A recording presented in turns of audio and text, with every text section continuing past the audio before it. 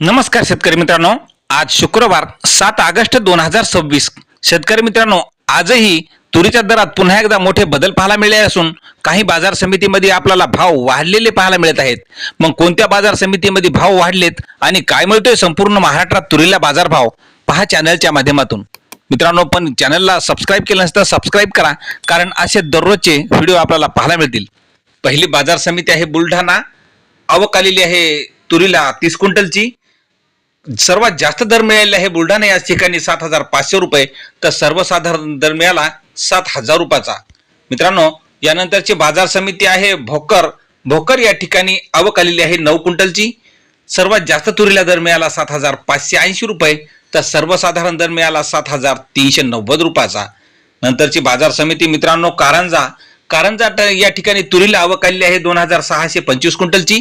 सर्वात जास्त दर मिळाला 7,830 रुपये, तर सर्वसाधारण दर मिळाला 7,630 रुपये. मित्रांनो, नंतरची बाजार समिती आहे वैजापूर. वैजापूर या ठिकाणी तुरीला आवक आलेली आहे 2 क्विंटलची. सर्वात जास्त दर मिळाला 7,590 रुपये, तर सर्वसाधारण दर मिळाला 7,450 रुपयाचा. नंतरची बाजार समिती मित्रांनो मालेगाव वाशिम.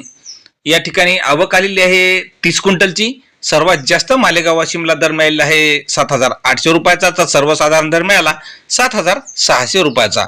मित्रांनो, नंतरची बाजार समिती आहे मुरुम. गजर तुरीला आवक आलेली आहे 124 क्विंटलची.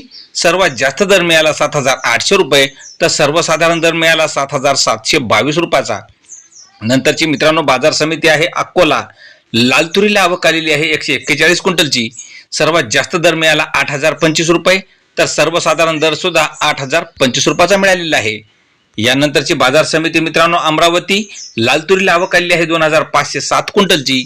सर्वात जास्त दर मिळाला 7,935 रुपये, तर सर्वसाधारण दर मिळाला 7,717 रुपयाचा. नंतरची बाजार समिती मित्रांनो आर्वी. लाल तुरीला आवक आलेली आहे 306 क्विंटलची.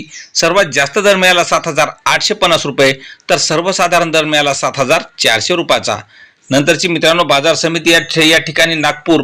नागपूरला लाल तुरीला आवक आलेली आहे 236 क्विंटलची.